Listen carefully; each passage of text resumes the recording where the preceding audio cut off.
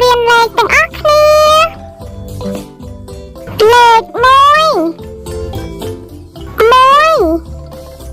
1លេខ2 លេខ2លេខ3